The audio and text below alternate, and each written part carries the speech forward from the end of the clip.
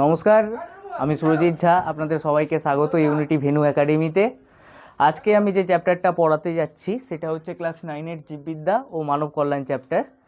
এখানে আমরা জানবো যে বিষয়গুলি সম্বন্ধে, সেটি হচ্ছে ইমিউনিটি বা অনাক্রমতা, অনাক্রমণতন্ত্র, ইমিউনিটি সিস্টেম যেটা, অ্যান্টিজেন, অ্যান্টিবডির গঠন এবং আদার্স ব্যাকটেরিয়া, ভাইরাস এবং রোগ সম্পর্কে। এই ক্লাসটি আমরা দুটো পার্টে শেষ করব। প্রথম পার্টে আমরা ওই অনাক্রমতা, অনাক্রমণতন্ত্র এগুলো নিয়ে বিস্তারিতভাবে যে বেসিক নলেজ যেটা সেটা নিয়ে বিস্তারিতভাবে আলোচনা করব, এবং দ্বিতীয় পার্টে আমরা সেই রোগ, যেরকম ডিপথেরিয়া হতে পারে, ম্যালেরিয়া হতে পারে, সেই রোগগুলি নিয়ে ডিটেলসলি আলোচনা করব। তো যাই হোক, বেশি কথা না বলে শুরু করা যাক আজকের এই ক্লাস। তো প্রথমে আমরা যে টপিকগুলো জানবো এখানে, প্রথমেই হচ্ছে অনাক্রমতা। অনাক্রমতা কি বা ইমিউনিটি।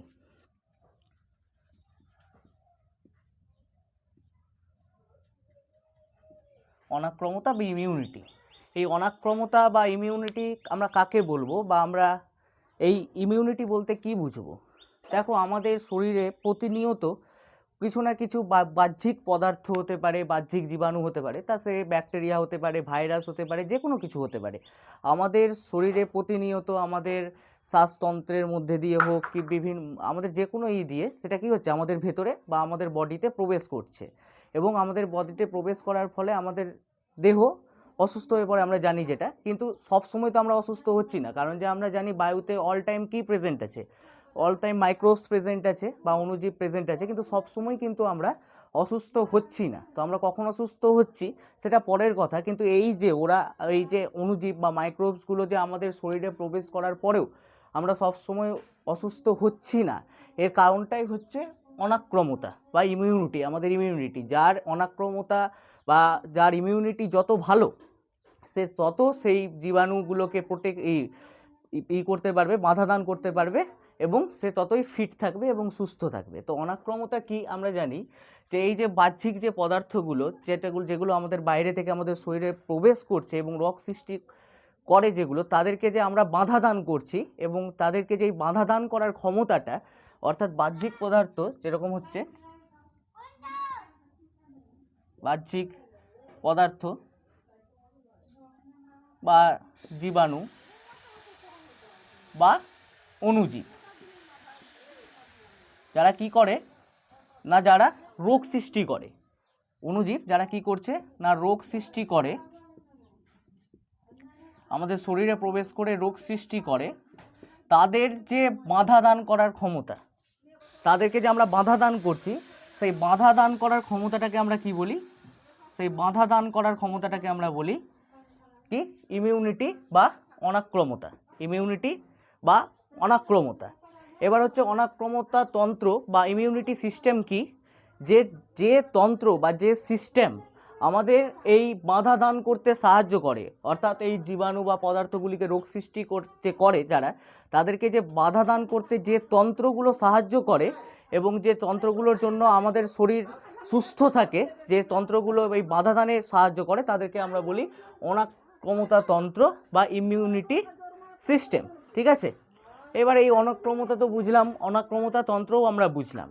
এবার আমাদের এখানে যে দুটো টপিক আমাদেরকে বুঝতে হবে, সেই দুটো টপিকগুলো কি কি? সেই দুটো টপিকগুলি হচ্ছে, একটা হচ্ছে কি অ্যান্টিজেন,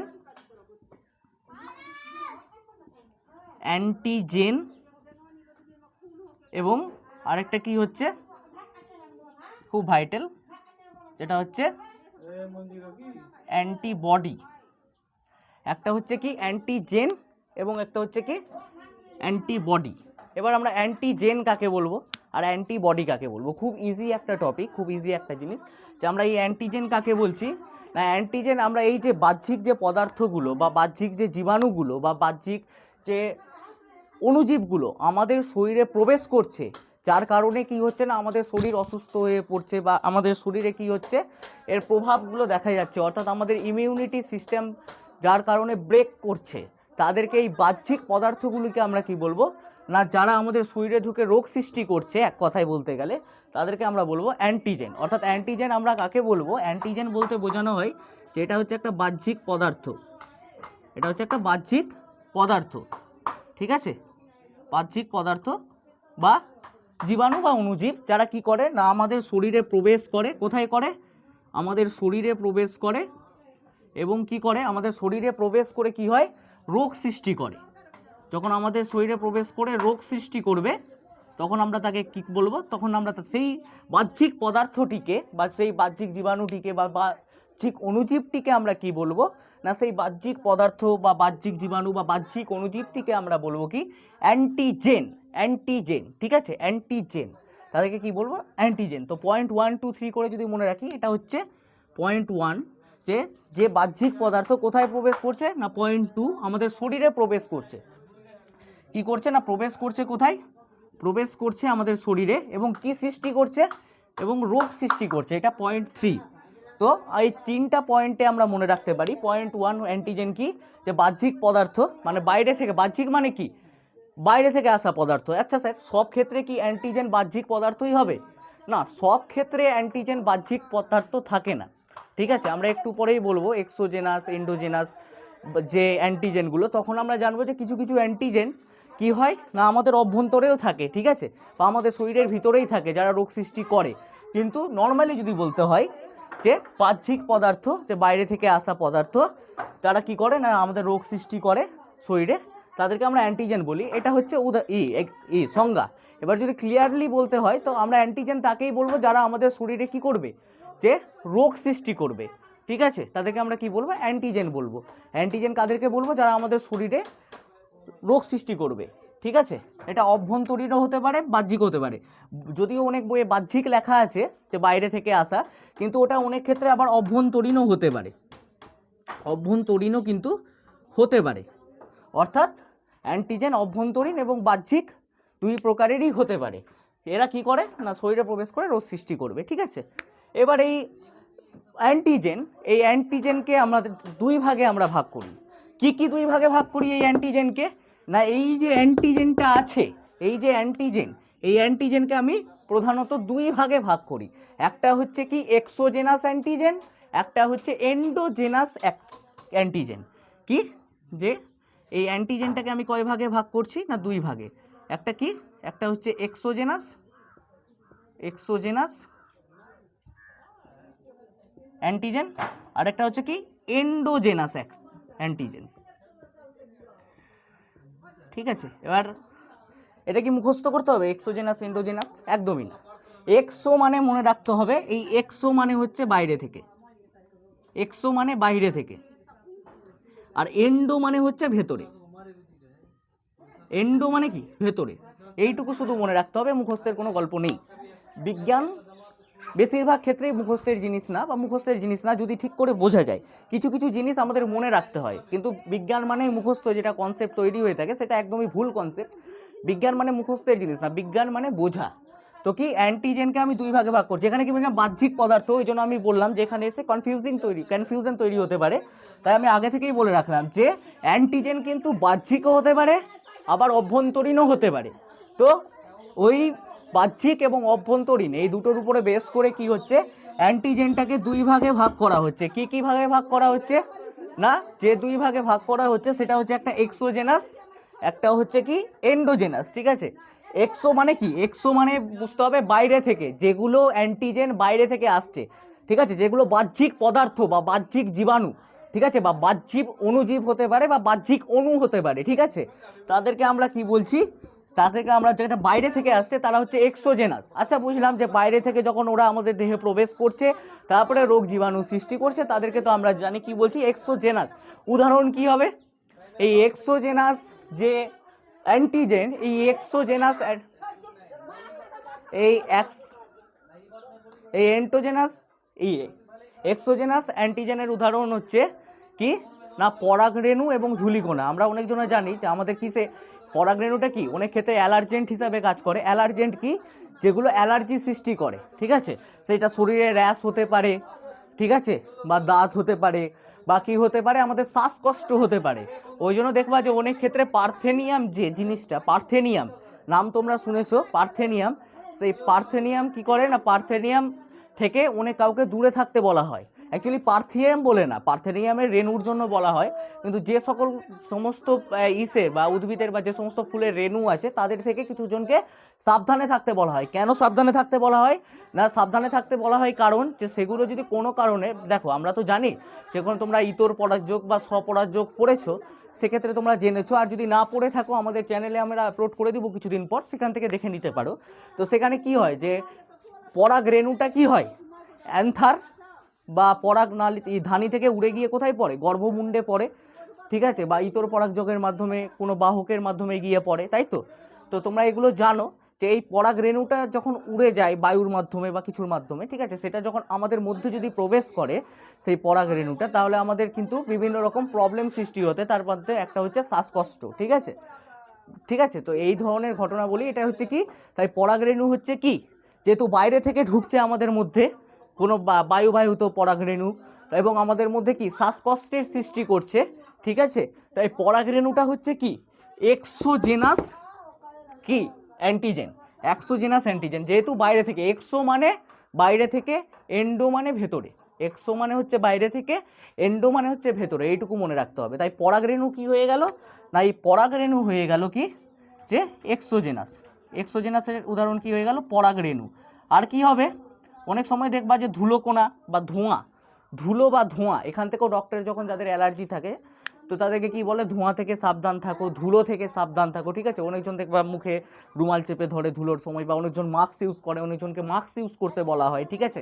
তো এই ধুলো বা ধোঁয়া কি করে, এগুলোও আমাদের শরীরে গেলে আমাদের জ্বর, মাথা ব্যথা, সর্দি, ঠিক আছে, যেরকম কিছু অ্যান্টিজেন, যদি আমাদের মিউকাস দেখেছো, যেমনি তোমরা সর্দি সম্বন্ধে জানো যে সর্দিটা অ্যাকচুয়ালি কি, সর্দিটা হচ্ছে মিউকাস ক্ষরণ, তাই তো। যখন আমাদের নাকের মধ্যে দিয়ে কোনো জীবাণু আমাদের ভেতরে যাওয়ার চেষ্টা করে, তখন সেই জীবাণুটাকে ডিস্ট্রয় করার জন্য একটা কেমিক্যাল কম্পোনেন্ট বা রাসায়নিক পদার্থ খরিত হয়, যেটাকে আমরা মিউকাস বলি। তো ধূলিকণা যদি আমাদের মধ্যে যায়, ধূলিকণায় কি আছে, অজস্র মাইক্রোবস আছে, ঠিক আছে, সেই মাইক্রোবস মানে কি অণুজীব আছে। তো সেটা যখন আমাদের ভেতরে যাবে বা আমাদের ভেতরে যাওয়ার চেষ্টা করবে, তখন আমাদের মিউকাস ক্ষরণ হয়, ঠিক আছে। মিউকাস ক্ষরণের ফলে কি হয় যে ওই জীবাণুগুলোকে মেরে ফেলে, এবং মরা জীবাণুগুলো আমাদের সর্দির মাধ্যমে কি বাইরে বেরিয়ে আসে। তো এই মিউকাসটা, এই যে মিউকাস ক্ষরণ হচ্ছে কার ইসে, না এই এক্সোজেনাস যে অ্যান্টিজেন তার ইসে, এক্সোজেনাস অ্যান্টিজেনে তাহলে আরেকটা কি হবে, একটা পেলাম পরাগ রেণু, সেকেন্ড কি পাবো আমরা এক্সোজেনাস ইসে, এক্সোজেনাস অ্যান্টিজেনে আমরা সেকেন্ড যেটা পাবো সেটা হচ্ছে ধুলোকণা বা ধোঁয়াও অনেক ক্ষেত্রে হয়, বা ধোঁয়াও হয় অনেক ক্ষেত্রে, না ধোঁয়াও হয়। আরেকটা কি পেলাম আমরা, ধুলোকণা, ঠিক আছে। এগুলো কি, যেগুলো বাইরে থেকে যাচ্ছে সেগুলো কি এক্সোজেনাস অ্যান্টিজেন। আচ্ছা স্যার বুঝলাম, এক্সোজেনাস অ্যান্টিজেন, পরাগ রেণু, ধুলোকণা। এন্ডোজেনাস কি, আমি প্রথমেই বলেছি এন্ডোজেনাস মানে হচ্ছে কি, যে এন্ডোজেনাস মানে হচ্ছে যেটা কি হবে না ভেতরে থাকবে, ঠিক আছে, শরীরের ভেতরে, যে অ্যান্টিজেনগুলো কি শরীরের ভেতরে প্রবেশ, ভেতরে প্রেজেন্ট থাকবে বা শরীরের ভেতরে উপস্থিত থাকবে, তাদেরকে আমরা কি বলবো না এন্ডোজেনাস। এন্ডো কথার অর্থ হচ্ছে ভেতরে, এন্ডোজেনাস মানে ভেতরে যেটা থাকবে, ঠিক আছে, ঠিক আছে। এটার উদাহরণ কি হবে, এটার উদাহরণ হচ্ছে কার্ডিও কি লিপিন। তো এন্ডোজেনাসের উদাহরণ কি হচ্ছে, এন্ডোজেনাসের উদাহরণ হচ্ছে কার্ডিওলিপিন। এটা কি থাকে, এই অ্যান্টিজেনটা কোথায় থাকে, কোথায় প্রেজেন্ট থাকে, এই কার্ডিওলিপিন, না আমাদের মধ্যেই প্রেজেন্ট থাকে কার্ডিওলিপিন। আরেকটা এক্সাম্পল কি হবে এন্ডোজেনাসের, এই এন্ডোজেনাসের আরেকটা এক্সাম্পল হচ্ছে টিউমার সেল, টিউমার কোষ বা টিউমার সেল, এটাকেও কিন্তু এন্ডোজেনাস অ্যান্টিজেন বলা যেতে পারে, যেগুলো টিউমার সৃষ্টি করে, ঠিক আছে, টিউমার কোষ বা টিউমার সেল, ঠিক আছে, এটাও কি এন্ডোজেনাস অ্যান্টিজেনের মধ্যেই পড়ে।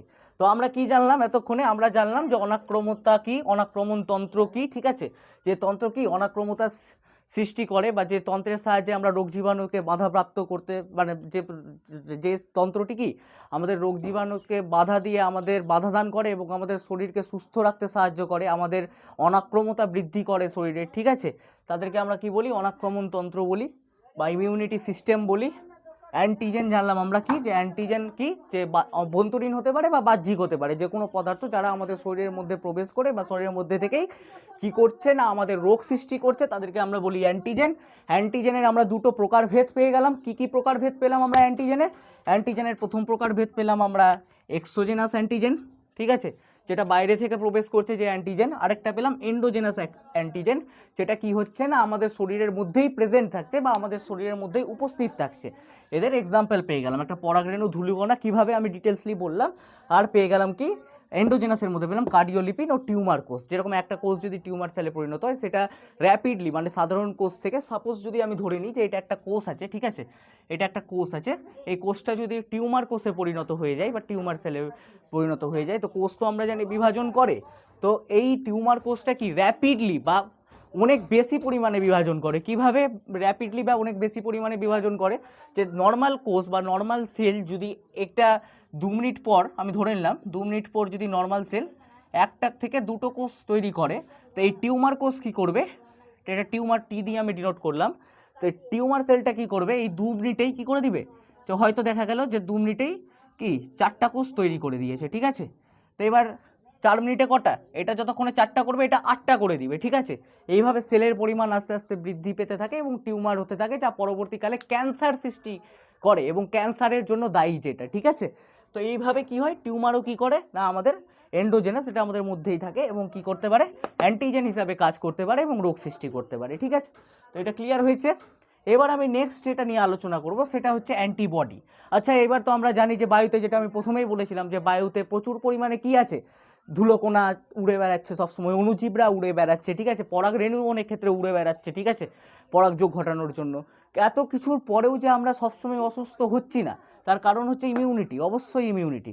কিন্তু এই ইমিউনিটিটা হেল্প করছে কে, এই ইমিউনিটিটা অর্জনে হেল্প করছে কে, বা কে, এমন কি পদার্থ আছে বা কি কেমিক্যাল কম্পোনেন্টস আছে যারা এই অ্যান্টিজেনগুলোকে নিষ্ক্রিয় করছে বা এই অ্যান্টিজেনগুলোকে ধ্বংস করছে, এমন তো কিছু আছে আমাদের মধ্যে। তো যে পদার্থ, যে রাসায়নিক পদার্থটা কি করছে, এই অ্যান্টিজেনগুলোকে রোগ সৃষ্টিতে বাধা দিচ্ছে। কিভাবে বাধা দিচ্ছে না, এই অ্যান্টিজেনগুলোকে কি করছে না, অ্যান্টিজেনগুলোকে নিষ্ক্রিয় করছে বা অ্যান্টিজেনগুলোকে কি করছে, ধ্বংস করছে। সেই পদার্থগুলিকে আমরা বলি কি, সেই পদার্থগুলিকে আমরা বলি অ্যান্টিবডি। অর্থাৎ আমরা অ্যান্টিজেন জানলাম যারা রোগ সৃষ্টি করছে, ঠিক আছে। অ্যান্টিবডিটা কি, যে এই অ্যান্টিজেনগুলোকে যে রোগ সৃষ্টি করছে, সেই অ্যান্টিজেনগুলোকে কি রোগ সৃষ্টিতে বাধা দান করছে। কি পদ্ধতিতে না, 2 রকম পদ্ধতিতে। একটা কি করছে, অ্যান্টিজেনটাকে নিষ্ক্রিয় করে দিচ্ছে, অ্যান্টিজেনকে কি করছে, টোটালি নিষ্ক্রিয় করে দিচ্ছে। আরেকটা কি করছে, যে অ্যান্টিজেনটাকে ধ্বংসপ্রাপ্ত, অ্যান্টিজেনটাকে ধ্বংস করে দিচ্ছে বা ধ্বংস ঘটাচ্ছে অ্যান্টিজেনে, ঠিক আছে, বা বিনষ্ট করে দিচ্ছে। যে পদার্থগুলি এটা করছে তাদেরকে আমরা কি বলি না, তাদেরকে আমরা বলি অ্যান্টিবডি। অর্থাৎ অ্যান্টিজেনকে কে নিষ্ক্রিয় করে, অ্যান্টিজেনকে কি করছে, নিষ্ক্রিয় যে করে বা ধ্বংস যে করে তাকে আমরা কি বলি, অ্যান্টিবডি বলি, ঠিক আছে। তো এবার অ্যান্টিবডির ভাগগুলো আমরা জানবো। প্রধানত আমরা 5 প্রকারের অ্যান্টিবডির কথা জানি, যেগুলো আমাদের শরীরে তৈরি হয় বা উপস্থিত থাকে। কি এই 5 প্রকারের অ্যান্টিবডিগুলো, তো সেগুলো আমরা বলে দিই একটু করে, যে এই 5 প্রকারের অ্যান্টিবডিগুলো কি কি। তো এই 5 প্রকারের অ্যান্টিবডিগুলো হচ্ছে কি কি, সে অ্যান্টিবডি কি কি তারা আমাদের শরীরে উপস্থিত থাকে। 3, 4, 5 কি কি, ইমিউনোগ্লোবিউলিন এ, যেটাকে আমরা বলি IgA, ঠিক আছে। আচ্ছা, অ্যান্টিজেনের ক্ষেত্রে আমি একটা বলতে ভুলে গেছিলাম, অ্যান্টিজেন কিন্তু প্রোটিনও হতে পারে, গ্লাইকোপ্রোটিনও হতে পারে। অ্যান্টিজেন যেটা, সেটা কি হবে, প্রোটিনও হতে পারে, গ্লাইকোপ্রোটিনও হতে পারে, কিন্তু অ্যান্টিবডি সর্বক্ষেত্রে কি হবে, প্রোটিন হবে। অ্যান্টিবডি সবসময় কি হবে, প্রোটিন হবে। অ্যান্টিবডি কিন্তু গ্লাইকোপ্রোটিন হয় না, ঠিক আছে। প্রোটিন অ্যান্টিজেন প্রোটিনও হতে পারে, গ্লাইকোপ্রোটিনও হতে পারে, কিন্তু অ্যান্টিবডি সবসময় কি হবে, প্রোটিন হবে। তো এই যে ইমিউনোগ্লোবিউলিন এ, এটা কি একটা প্রোটিন। আর কি আছে, IgD, ইমিউনোগ্লোবিউলিন ডি, তারপরে IgM, IgG আর IgE। এই 5 প্রকারের কি, এই 5 প্রকারের আমরা অ্যান্টিবডি আমাদের দেহে কিন্তু তৈরি হয়, যারা কি করে না, অ্যান্টিজেনকে নিষ্ক্রিয় বা ধ্বংসপ্রাপ্ত করে আমাদেরকে কি করে, অনাক্রমতা, আমাদের শরীরে অনাক্রমতা তৈরি করে, ঠিক আছে, বা ইমিউনিটি তৈরি করে আমাদের শরীরে, ঠিক আছে, যার কারণে আমরা সবসময় অসুস্থ হয়ে পড়ি না। এবার এটা উৎপত্তি স্থল কোথায় বা কোথায় কোথায় এই জিনিসগুলো পাওয়া যায়, ঠিক আছে। তো আইজিএ কোথায় পাওয়া যায় না, আইজিএ পাওয়া যায় আমাদের কোথায় না লালারস আর ও অশ্রু, লাইসোজাইম যেখানে থাকে জানি আমরা অশ্রুতে থাকে, লালারস ও অশ্রুতে, অর্থাৎ আমাদের থুতু বা লালারসে কি থাকে আইজিএ থাকে এবং অশ্রুতে। আইজি ডি কোথায় পাওয়া যায়, আইজি ডি পাওয়া যায় না কোথায় রক্ত, রক্ত ও বি লিম্ফোসাইটে,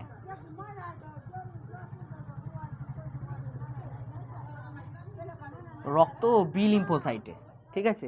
আইজিএম কোথায় পাওয়া যায়, আইজি এ পেলাম, ডি পেলাম, এম কোথায় পাওয়া যায়, এ পাওয়া যায় রক্ত, লাসিকা ও বি লিম্ফোসাইটে,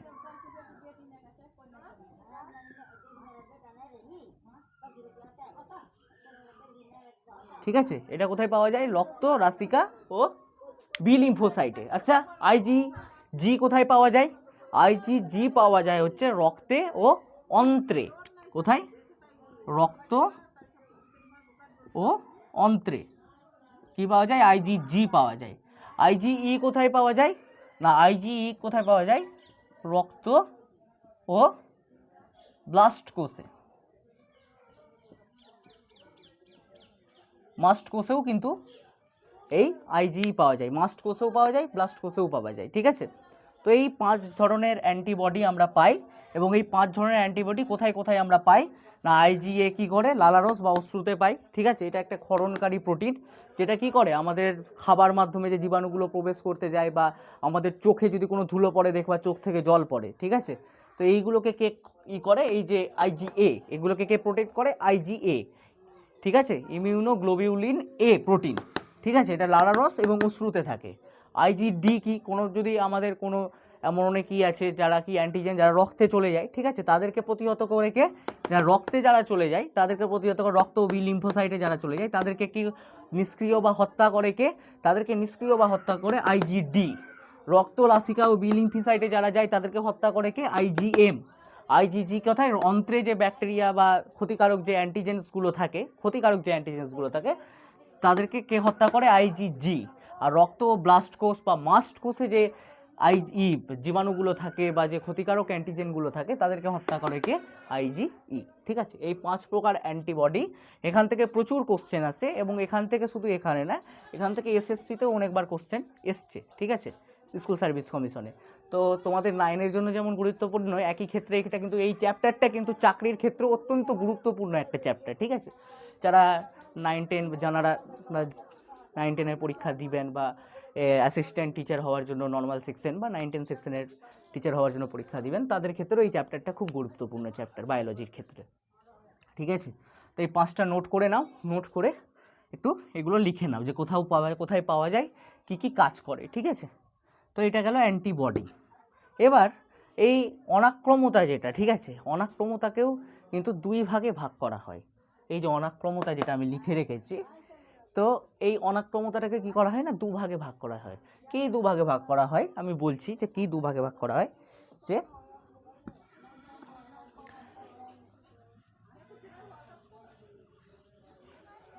এই অনাক্রমতা যেটা, সেই অনাক্রমতাটাকে আমরা 2 ভাগে ভাগ করতে পারি। কি কি সেই 2 ভাগ বা কি কি 2 ভাগে ভাগ করতে পারি আমরা, একটা হচ্ছে কোষ ভিত্তিক অনাক্রমতা, আরেকটা হচ্ছে রসদ ভিত্তিক অনাক্রমতা, ঠিক আছে। একটা হচ্ছে কোষ ভিত্তিক অনাক্রমতা, একটা হচ্ছে রসদ ভিত্তিক অনাক্রমতা। একটা হচ্ছে কি সেলুলার ইমিউনিটি, ঠিক আছে, আরেকটা হচ্ছে হিউমোরাল ইমিউনিটি, ঠিক আছে। একটা সেলুলার ইমিউনিটি, একটা হচ্ছে হিউমোরাল ইমিউনিটি, অর্থাৎ একটা কোষ ভিত্তিক অনাক্রমতা, একটা রসভিত্তিক অনাক্রমতা। এই অনাক্রমতা তৈরিতে কে সাহায্য করে, এই কোষ ভিত্তিক যে অনাক্রমতা, সেই কোষ ভিত্তিক অনাক্রমতা তৈরিতে সাহায্য করে না কে, না টি লিম্ফোসাইট। কে সাহায্য করছে না, এতে সাহায্য করছে টি লিম্ফোসাইট। আর এই কোষ ভিত্তিক রস ভিত্তিক যে অনাক্রমতা, তাতে কে সাহায্য করে না বি লিম্ফোসাইট,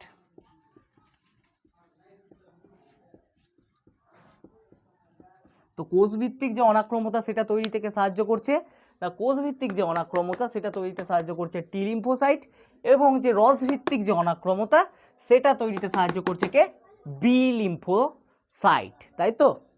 এবার আমরা একটু ডিটেলসলি যদি পড়ি, ডিটেলসলি পড়া উচিত, কারণ যে এখন বর্তমানে যে কোশ্চেনের লেভেল, ঠিক আছে, যদি কেনা কোশ্চেন হয় বা মাধ্যমিকের কোশ্চেনের, তো আমাদেরকে একটু ডিপলি গিয়ে জানতেই হবে, না হলে হবে না, ঠিক আছে।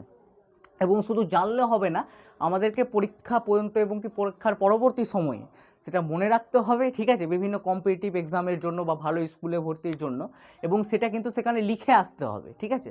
তো বারবার পড়তে হবে বা জানতে হবে, তাই আমি একটু ডিটেলসলি বলার চেষ্টা করছি এবং অনেকগুলো এক্সাম্পল দিয়ে এটা বলার চেষ্টা করছি। তো কি হচ্ছে যে এই টি লিম্ফোসাইট যেটা এবং বি লিম্ফোসাইট, অর্থাৎ একটা কোষভিত্তিক একটা রসভিত্তিক, ঠিক আছে।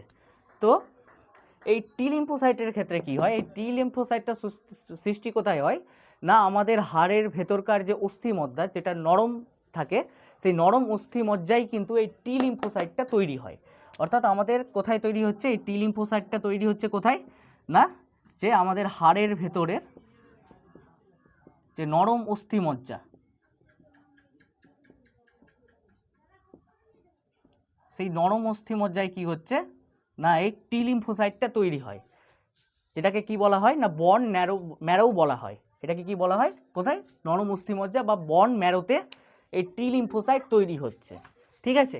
এবার যদি আমরা দেখি জিনিসটা, সেইটা ধরলাম একটা সেল বা কোষ, ঠিক আছে, ঠিক আছে। তো এবার কোষ থেকে কি হলো, থাইমাস হলো,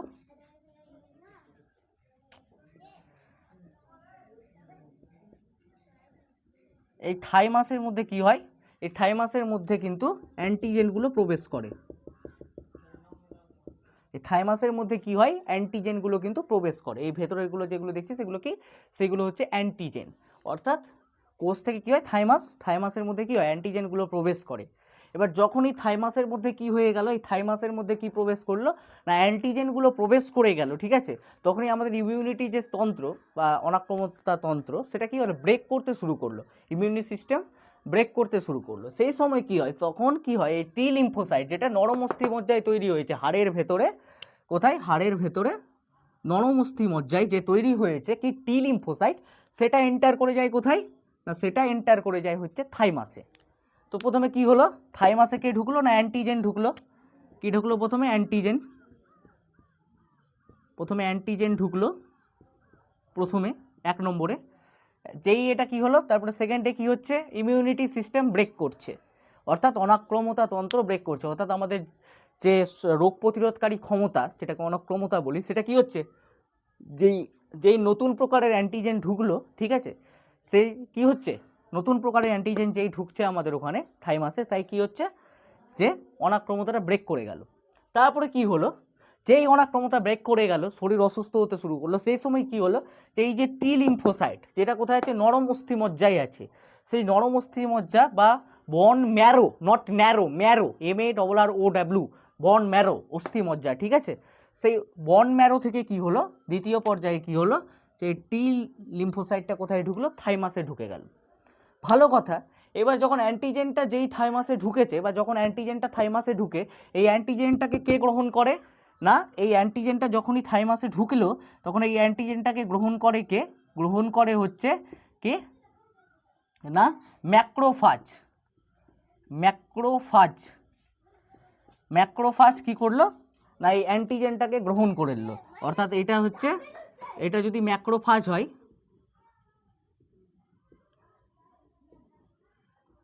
এটা ম্যাক্রোফাজ, এটার যদি অ্যান্টিজেনগুলো হয়, তো এই অ্যান্টিজেনগুলোকে কে গ্রহণ করলো, এটা কি অ্যান্টিজেন, কার ভেতরে না, থাইমাসের ভিতরে এই অ্যান্টিজেনগুলোকে, এটা ধরলাম বাইরের বর্ডারটা হচ্ছে থাইমাস, ঠিক আছে। তো এই ম্যাক্রোফাজগুলো কি করলো, ম্যাক্রোফাজগুলো অ্যান্টিজেনগুলোকে কি করে নিল, এই ম্যাক্রোফাজগুলো এই অ্যান্টিজেনগুলোকে প্রথমে কি করলো, গ্রহণ করে নিল, ঠিক আছে। এবার কে এসছে, টি লিম্ফোসাইট, ঠিক আছে।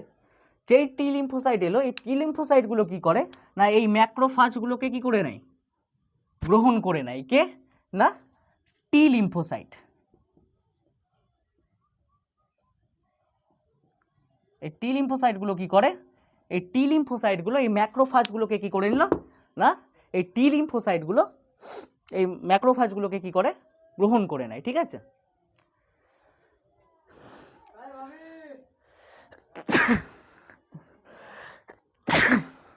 যাই হোক, তো যেই গ্রহণ করে নেয় তখন কি হয়, এই টি লিম্ফোসাইট কি করে কিছু কেমিক্যাল কম্পোনেন্ট কি করে সিক্রেট করে বা রিলিজ করে। কি সেই কেমিক্যাল কম্পোনেন্ট? সেই কেমিক্যাল কম্পোনেন্ট যেটা এই টি লিম্ফোসাইট, যেটা এই ম্যাক্রোফাজগুলো, ম্যাক্রোফাজের ভিতরে কে আছে অ্যান্টিজেন, অ্যান্টিজেনকে কে গ্রহণ করেছে প্রথমে ম্যাক্রোফাজ, ম্যাক্রোফাজগুলোকে কে গ্রহণ করেছে না টি লিম্ফোসাইট, তাই তো। তো এই টি লিম্ফোসাইটগুলো যে গ্রহণ করেছে এরা কি করে না, এরা কি করে কিছু কেমিক্যাল কম্পোনেন্ট রিলিজ করে বা কিছু রাসায়নিক পদার্থ রিলিজ করে বা সিক্রেট করে। কি সেই রাসায়নিক পদার্থ না, সেই রাসায়নিক পদার্থ হচ্ছে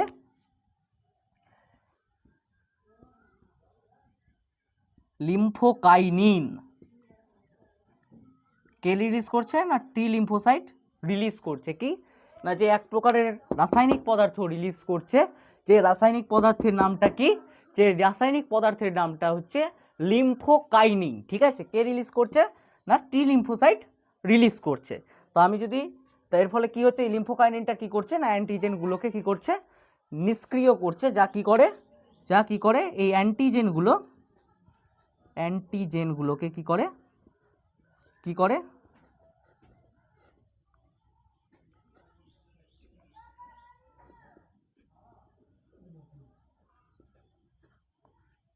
ডিস্ট্রয় করে বা কি করে ইনঅ্যাক্টিভ করে, ডিস্ট্রয় করে কি বা ইনঅ্যাক্টিভ করে, অর্থাৎ নিষ্ক্রিয় করে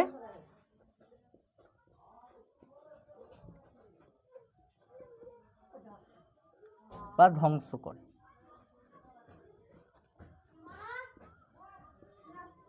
নিষ্ক্রিয় বা ধ্বংস করে, ঠিক আছে। ডিস্ট্রয় করে বা ইনঅ্যাক্টিভ করে, ঠিক আছে। তো ডিস্ট্রয় করে বা ইনঅ্যাক্টিভ করে, অর্থাৎ ইনঅ্যাক্টিভ মানে নিষ্ক্রিয় করছে আর ডিস্ট্রয় মানে ধ্বংস করছে, ঠিক আছে। তো এটা কি করে না এটা করে। তো আমি আরেকবার যদি এটাকে রিপিট করে দিই তো কি হবে, প্রথমে হচ্ছে কি হলো, তা কোষ থেকে থাইমাসে কে ঢুকলো প্রথমে না, ঢুকলো হচ্ছে অ্যান্টিজেন, ঠিক আছে। থাইমাসে কে ঢুকলো না, থাইমাসে ঢুকলো অ্যান্টিজেন, ঠিক আছে। প্রথমে অ্যান্টিজেন ঢুকলো তো কি হলো, যদি নতুন প্রকারের অ্যান্টিজেন থাকে যেটা বডি সেন্স করতে পারছে না বা বডির কাছে সেই অ্যান্টিবডিটা আগে থেকে তৈরি নেই বা বডি বুঝতে পারছে না যে নতুন টাইপের অ্যান্টিজেন আছে, সেক্ষেত্রে কি করবে না এই যে এই অ্যান্টিজেনগুলো ঢুকার পর কি করবে না নরম অস্থিমজ্জা কি হবে না, ওখানে বন্ড যে ম্যারো সেখানে কি তৈরি হবে, টি লিম্ফোসাইট তৈরি হবে। কার ক্ষেত্রে না কোষভিত্তিক অনাক্রমতা বা সেলুলার ইমিউনিটির ক্ষেত্রে, ঠিক আছে। কি হবে না টি লিম্ফোসাইট তৈরি হবে কোথায়, নরম অস্থিমজ্জায়, সেটা সেকেন্ডে প্রবেশ করবে। তারপরে কি হবে, এই অ্যান্টিজেনগুলোকে কে গ্রহণ করবে না ম্যাক্রোফাজ গ্রহণ করবে। সেই অ্যান্টিজেনগুলোকে ম্যাক্রোফাজ গ্রহণ করলো, তারপরে এই যে টি লিম্ফোসাইট যেটা নরম অস্থিমজ্জায় তৈরি হয়ে এসছে, সেই টি লিম্ফোসাইটটা কী করবে, এই ম্যাক্রোফাজগুলোকে গ্রহণ করবে এবং টি লিম্ফোসাইটের যে কেমিক্যাল কম্পোনেন্ট যেটা তারা রিলিজ করে, যেটা হচ্ছে লিম্ফোকাইনিন, সেই লিম্ফোকাইনিনটা কী করবে না এদেরকে হয় ডিস্ট্রয় করে দিবে বা ধ্বংস করে দিবে বা নিষ্ক্রিয় করে দিবে, এবং যার ফলে কি হবে না আমাদের শরীর রোগ জীবাণুর হাত থেকে রক্ষা পাবে। যদি করতে পারলো ভালো, যদি সেন্স, এটার জন্য কিন্তু অবশ্যই বডিকে সেন্স করতে হয়, ঠিক আছে। নতুন কোনো পার্টিকেল এলে সেটা সেন্স করার টাইমের দরকার পড়ে, তো সেটাকে সেন্স করতে হয়। যদি বডি সেন্স করতে পারলো এবং বডি যদি সেই অনুযায়ী অ্যাকশন করতে পারলো তাহলে তো ভালো, আর যদি বডি সেন্স করতে না পারে যে কী এসছে, ঠিক আছে, যদি আইডেন্টিফাই না করতে পারে, ঠিক আছে, তুমি যদি একটা গাছকে চেনো বা একটা প্রাণীকে চেনো যেটা বাঘ আসে, তবে তো তুমি তার কাছ থেকে পালাবে, ঠিক কি না, কি তাকে চিড়িয়াখানায় নিয়ে যাওয়ার চেষ্টা করবে।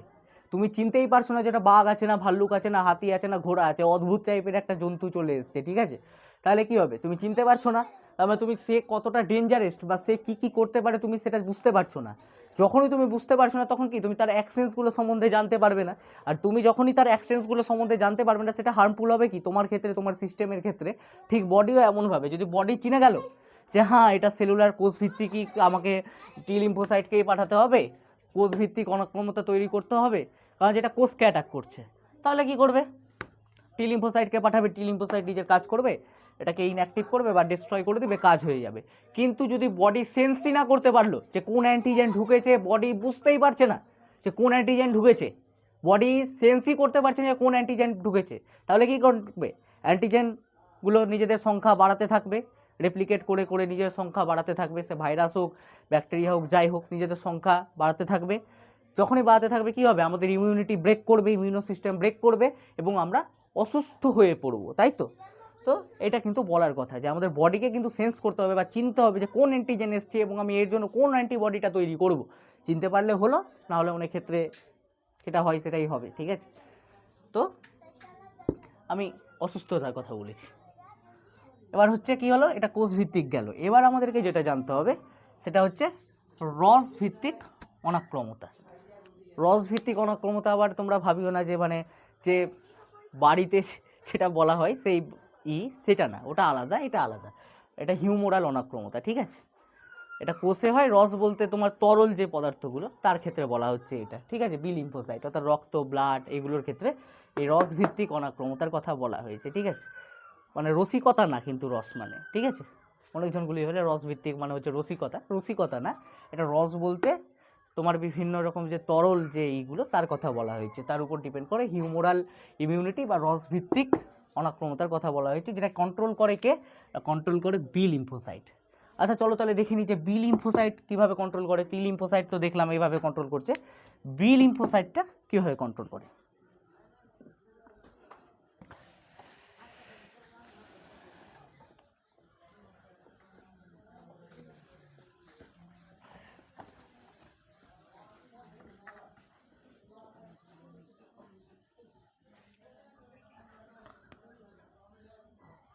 আমরা যেটা দেখছি বি লিম্ফোসাইট, তাই তো? তো এক্ষেত্রে কি হয়, এক্ষেত্রে যখন কোনো অ্যান্টিজেন আমাদের মধ্যে আসে, ঠিক আছে, ধরলাম যে এক্ষেত্রে কোনো অ্যান্টিজেন প্রবেশ করলো, ঠিক আছে,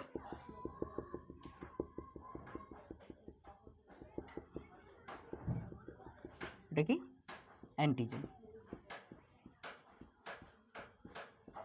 এক্ষেত্রে যখন কোনো অ্যান্টিজেন আসে, ঠিক আছে, সেক্ষেত্রে কি হয়, এই যে বি লিম্ফোসাইট যেটা, এই বি লিম্ফোসাইটটা কি হয় না দুবার ট্রান্সফার হয়, ঠিক আছে?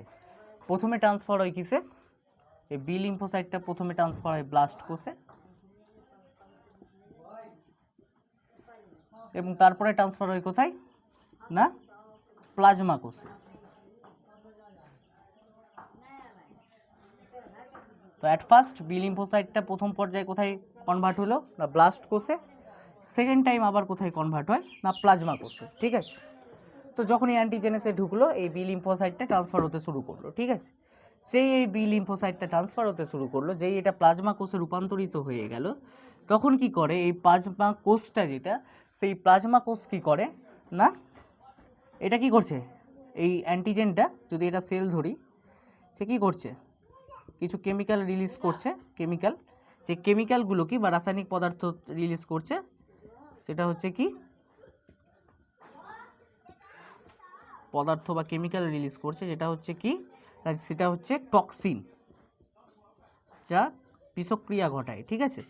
এই প্লাজমা কোষে যখন বি লিম্ফোসাইটটা পরিণত হয়ে গেল, তখন এই বি লিম্ফোসাইটটা কি রিলিজ করে, এই প্লাজমা কোষটা কি রিলিজ করে অ্যান্টিটক্সিন। অ্যান্টি কথার কথা বিপরীত, ঠিক আছে, অ্যান্টিটক্সিন, ঠিক আছে? তো অ্যান্টিটক্সিন যেই রিলিজ করলো কী করলো, এই অ্যান্টিটক্সিন যেটা রিলিজ করে সেটা কি করে না এই অ্যান্টিটক্সিনটা টক্সিনটাকে কী করে দেয়, নিষ্ক্রিয় করে দেয়। দুজনের মধ্যে বিক্রিয়া ঘটে অ্যান্টিটক্সিন এবং টক্সিনের মধ্যে, এবং এটাকে কী করে দেয়, নিষ্ক্রিয় করে দেয়, এবং আমাদের যে শরীর সেটা রোগ জীবাণুর হাত থেকে কিন্তু এক্ষেত্রে রক্ষা পায়, ঠিক আছে? এটার জন্য কিন্তু প্রত্যেকটা টক্সিনের ক্ষেত্রে কিন্তু একটা স্পেসিফিক অ্যান্টিটক্সিন থাকে, ঠিক আছে?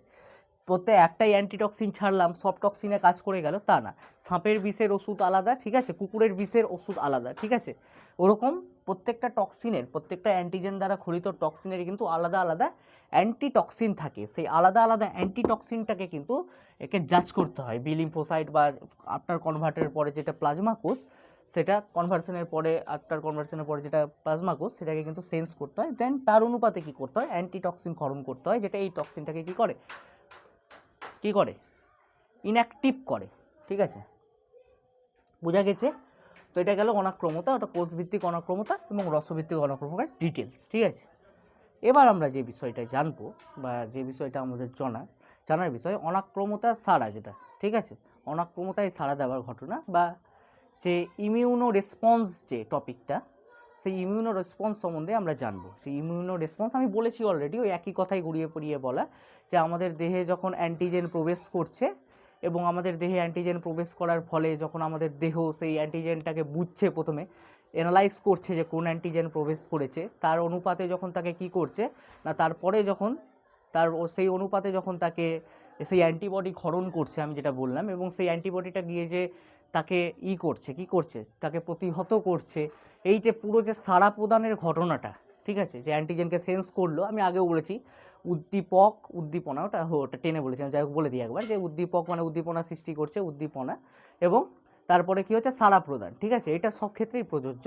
যে উদ্দীপক মানে হচ্ছে যে উদ্দীপনা সৃষ্টি করছে, যেটা হচ্ছে অ্যান্টিজেন, ঠিক আছে, উদ্দীপনাটা কি ইমিউনো সিস্টেম ব্রেক করছে বা যে টক্সিনটা ছাড়ছে সেটা উদ্দীপনা, এবং সাড়া প্রদান মানে যে অ্যান্টিবডিটা যে কেমিক্যাল রিলিজ করছে, ঠিক আছে।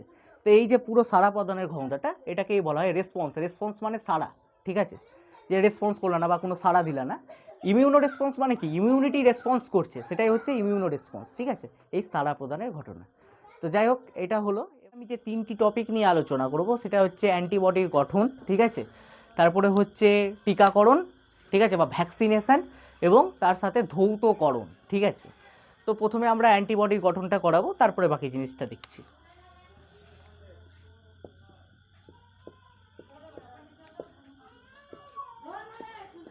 অ্যান্টিজেনের গঠন বিভিন্ন প্রকারের হতে পারে, তাই ওটা নির্দিষ্টভাবে বলা সম্ভব নয়, ঠিক আছে। তো আমরা অ্যান্টিবডির গঠনটা জানবো। অ্যান্টিবডির গঠনটা কীরকম হয় না, ওয়াই শেপের হয়ে থাকে। আমি এইভাবে লিখছি বলে যে দেখাবো না তা না, দেখাবো। ওয়াই শেপের হয়ে থাকে, দুটো চেন থাকে। কী কী চেন থাকে নোটের মতো করে বলে দিচ্ছি। প্রথমে হচ্ছে কি, এটা ওয়াই শেপের হয়ে থাকে, লিখতেও আমি কীভাবে লিখতে হবে বলে দিচ্ছি। পয়েন্ট ওয়াইজ লিখতে হবে, পয়েন্ট ওয়াইজ লিখলে নম্বর বেশি পাওয়া যায়, আর পয়েন্ট ওয়াইজ না লিখলে নম্বর কম পাওয়া যাবে, ঠিক আছে। তো পয়েন্ট ওয়াইজ লিখবে। প্রথমে কি, ওয়াই শেপের হয়, 2 রকমের চেন দেখা যায়। একটা হচ্ছে কি ভারী চেন, আরেকটা হচ্ছে কি, এটা আবার দিলে তো অন্য ব্যাপার হয়ে যাবে, যাই হোক, ভারী চেন থাকে, আরেকটা থাকে কি হালকা চেন থাকে। কি থাকে, ডাইসালফাইড বন্ড থাকে, ঠিক আছে, ঠিক আছে। আর একটা অঞ্চল থাকে, কি অঞ্চল, সেটা হচ্ছে একটা হচ্ছে কি কনস্ট্যান্ট অঞ্চল থাকে, একটা থাকে কি পরিবর্তনশীল অঞ্চল থাকে। এবারে পয়েন্ট দিয়ে লিখবে। আর এর সাথে সাথে কি থাকে, এর সাথে সাথে থাকে যে কনস্ট্যান্ট অঞ্চল, পরিবর্তনশীল অঞ্চল, এবং এর সাথে সাথে কি থাকে, এর সাথে সাথে তোমার অ্যান্টিজেন, যেহেতু অ্যান্টিবডি তাই অ্যান্টিজেন বাইন্ডিং সাইট থাকে। মানে যেখানে অ্যান্টিজেন বাইন্ড হয় বা যুক্ত হয় তাকে বাইন্ডিং সাইট বলা হয়, যে সাইটে অ্যান্টিজেন যুক্ত হয়। যদি বলি আমি, তো এটা হয়তো একটা সাইট, এটা যদি আমি উৎসেচক ধরি, আমি বলে দিচ্ছি সহজভাবে, তারপর আমি অ্যান্টিজেনের ক্ষেত্রে বলবো। উৎসেচক এটা একটা সাইট, ঠিক আছে, এটাকে বলা হয় অ্যাক্টিভ সাইট বা সক্রিয় সাইট, সক্রিয়, ঠিক আছে, বা অ্যাক্টিভ।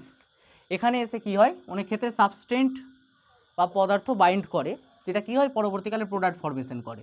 তো এই অ্যাক্টিভ সাইটে বাইন্ড করে। যদি সাবস্টেন্ট বাইন্ড করে তাহলে কি হবে, প্রোডাক্ট বা পদার্থ পাবো আমরা, ঠিক আছে।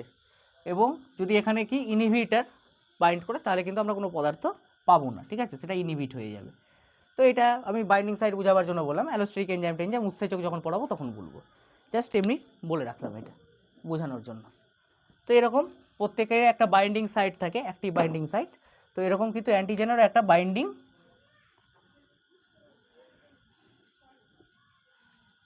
সাইট থাকে বা বাইন্ডিং অঞ্চল থাকে বা যুক্তকারী অঞ্চল থাকে। সবথেকে বাংলায় যেটা বলা হয় অ্যান্টিজেন যুক্তকারী অঞ্চল, অ্যান্টিজেন বাইন্ডিং সাইট, ঠিক আছে।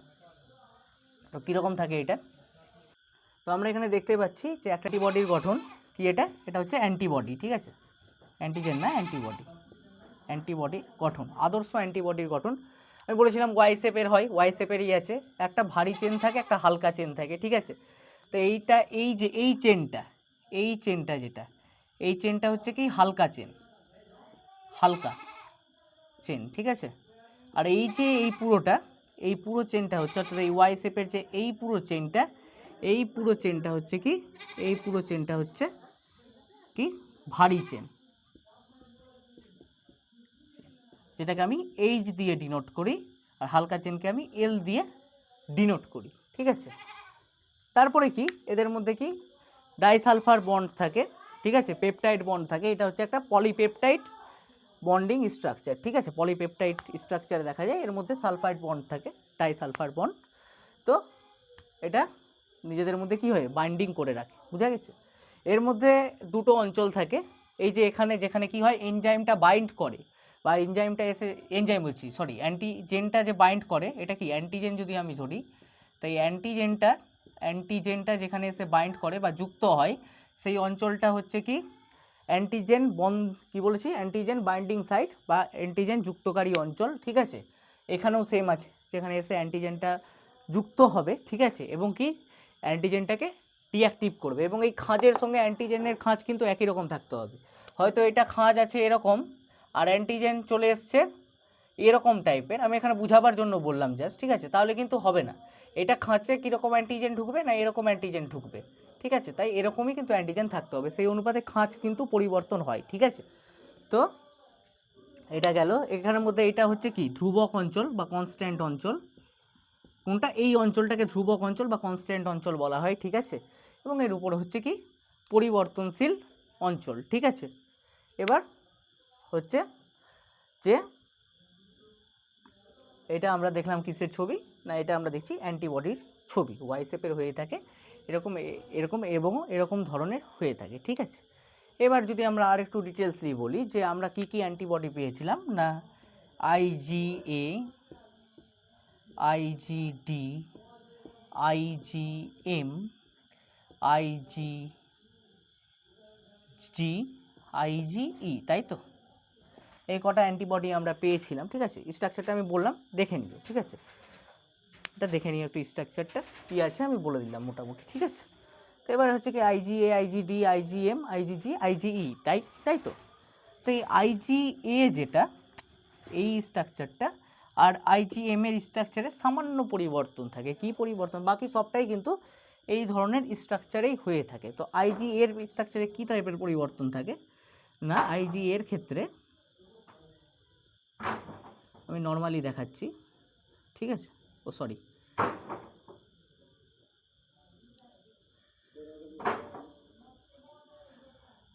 আইজি এর ক্ষেত্রে এই ধরনের দুই দিক থেকে কি দেখা যায়, অ্যান্টিজেন বাইন্ডিং যে অ্যান্টিবডি সেটা এই ধরনের দুই দিক থেকে দেখা যায়, ঠিক আছে, একটু বোঝাবার জন্য বলছি, ঠিক আছে, দেখে নাও। এই ধরনের থাকে, কার ক্ষেত্রে এটা থাকে না, আইজি এর ক্ষেত্রে এই ধরনের ডিজাইন দেখা যায়, অর্থাৎ দুই দিক থেকে ওয়াই শেপের থাকে, এখানে একটা দ্বারা এরা যুক্ত থাকে, ঠিক আছে। এটা গেল আইজি এর সাইট, কার না আইজিএ, ঠিক আছে। ইমিউনোগ্লোবিউলিন এর স্ট্রাকচারটা এরকম, ঠিক আছে, বাকি ডিজিই এরকম স্ট্রাকচারেরই হয়ে থাকে। আইজি এর কিন্তু এই যে ওয়াই শেপটা এটা দুই দিকে থাকে, ঠিক আছে। আর একটা হচ্ছে আইজিএম, এটা 5 দিকে থাকে, ঠিক আছে। কীরকম টাইপের আইজিএম এরটা, এই মাঝখানে থাকে, টোটাল 5টা থাকে।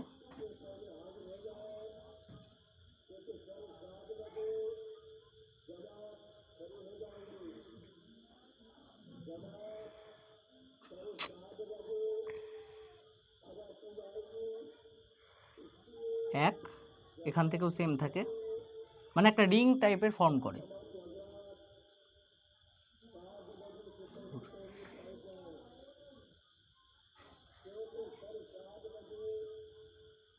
এরকমভাবে দেখালাম। বাকিটা 5 টাইপের একটা রিং টাইপের ফর্ম করে, প্রত্যেকটাতেই এরকম টাইপের, যেরকম এখানে দুটো আছে এরকম টাইপের, এই পাঁচটাতে টোটাল 5টি দেখা যায়, এই ওয়াই টাইপের শৃঙ্খল দেখা যায় কার ক্ষেত্রে, আইজিএম এর ক্ষেত্রে। আর আইজি এর ক্ষেত্রে দুই দিকে দুটো টাইপের দেখা যায়, বাকিগুলো এই টাইপেরই হয়ে থাকে অ্যান্টিবডির গঠন। তো আজকে এখন আমরা যেটা জানলাম সেটা হচ্ছে অ্যান্টিবডির গঠন, ঠিক আছে।